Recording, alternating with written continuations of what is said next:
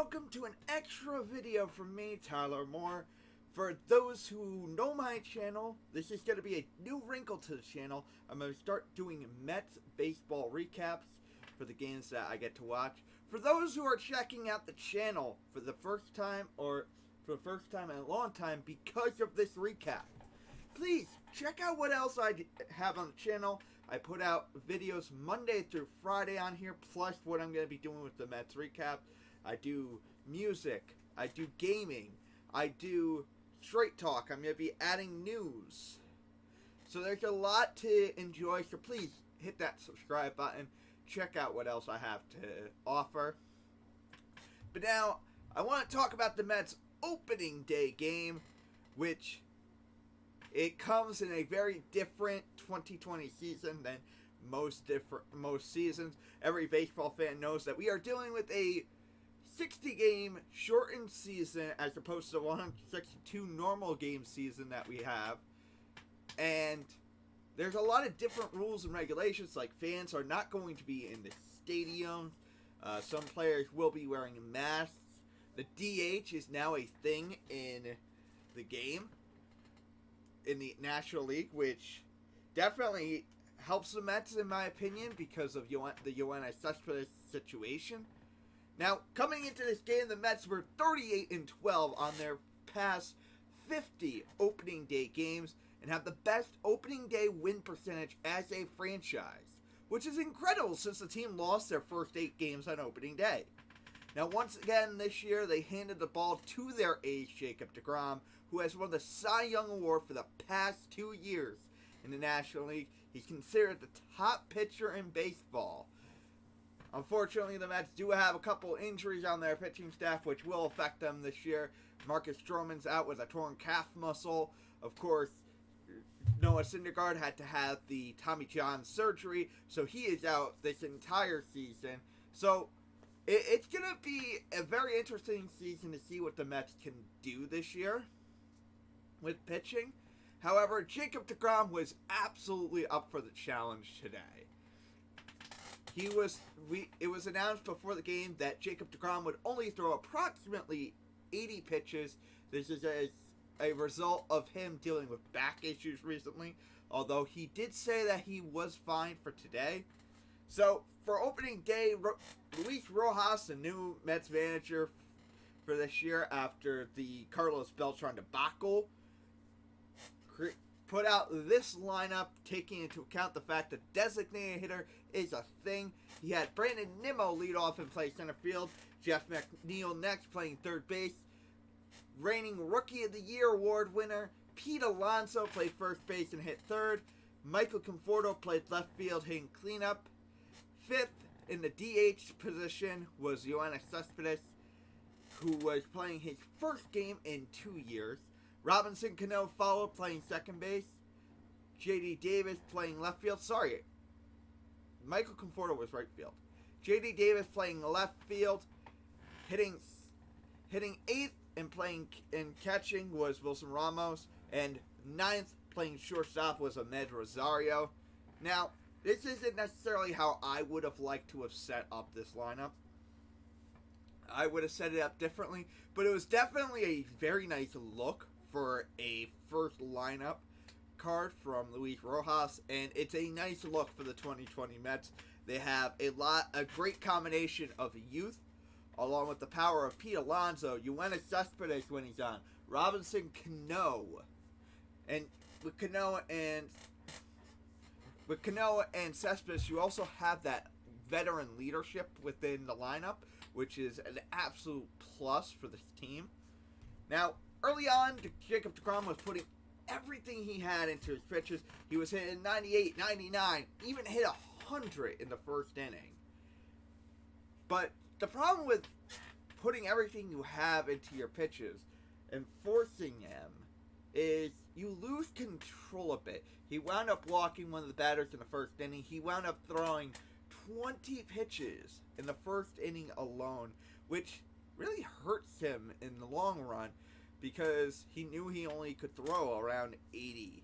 However, he was able to get back on track. Overall, he was extremely sharp. He only allowed one hit during this appearance, which was a broken bat slow grounder up the middle. I thought Ahmed Rosario should have gotten there, but he didn't. It was a cheapo base hit. And of course, that one walk in the first inning, he struck out 8. Through 5, he had thrown 72 pitches, so there was a lot of debate on whether or not the Mets would have and should have let him pitch the 6th inning. With 72 pitches thrown, I personally would have sent him out. With how well he was pitching, I would have sent him out and had Seth Lugo ready to go in case he put a runner on or he started throwing a lot of pitches in the inning. But I understand where Luis Rojas comes from here. You have your ace on the mound. He's been dealing with back issues. And you know what?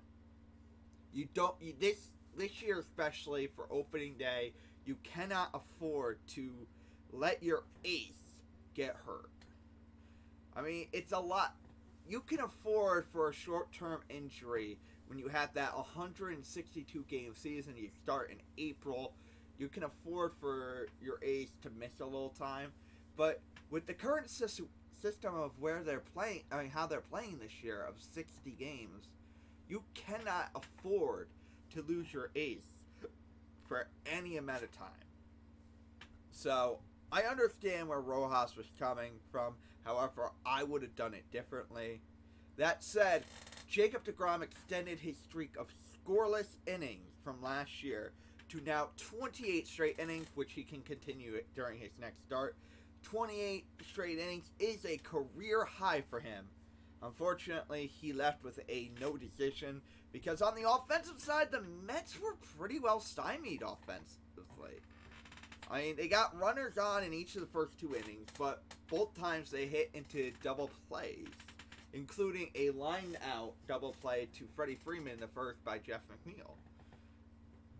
They had a chance to try and score in the 4th inning when Jeff McNeil hit a 1-out double, which originally he was ruled out at second, but Rojas challenged and the call was overturned. And that was a great time to kind of show that the amazing broadcast team that SNY puts out of Gary Cohen, Ron Darling, and Keith Hernandez were in a mid-season form, as Hernandez announced that the umpire who ruled McNeil out needed to get an ice shirt.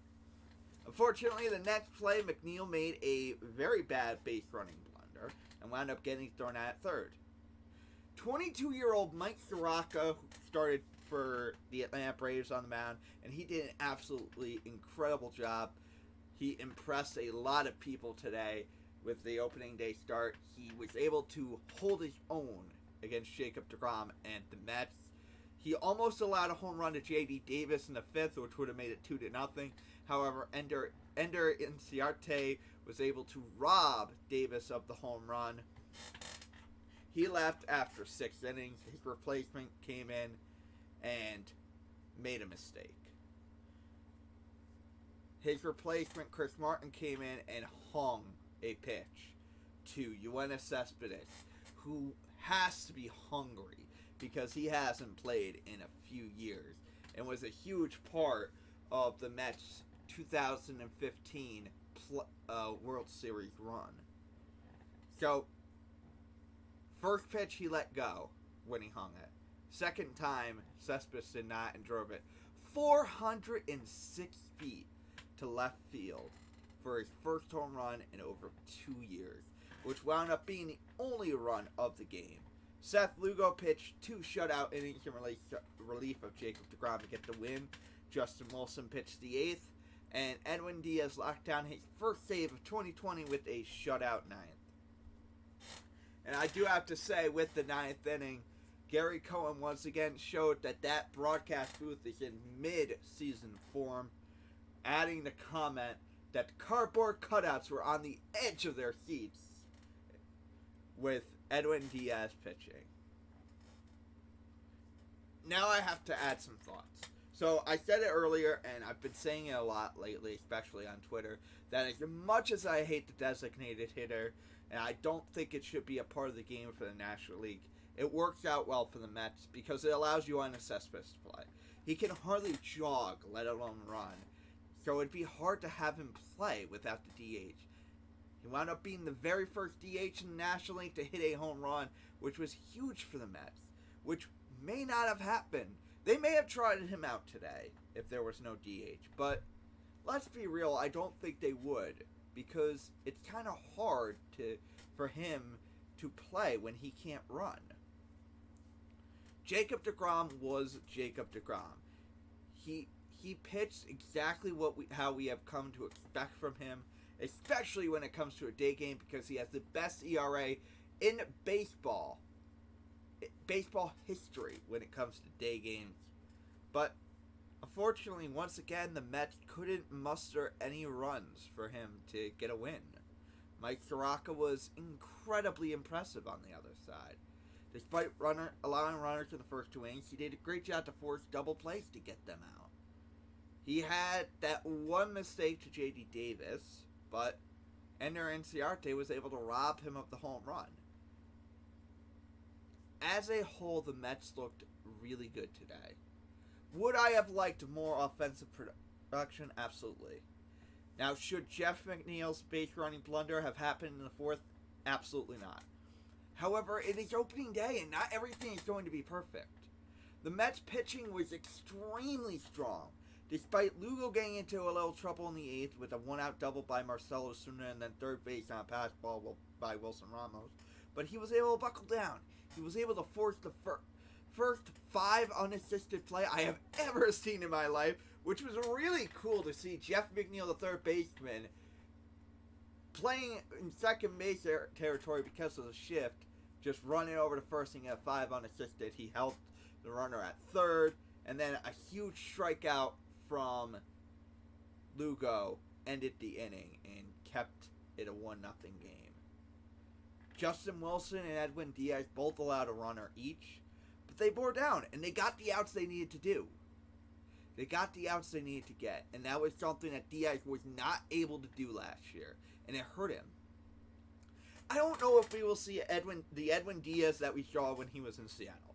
However, we need him to be better than he was last year, and today was a great first step.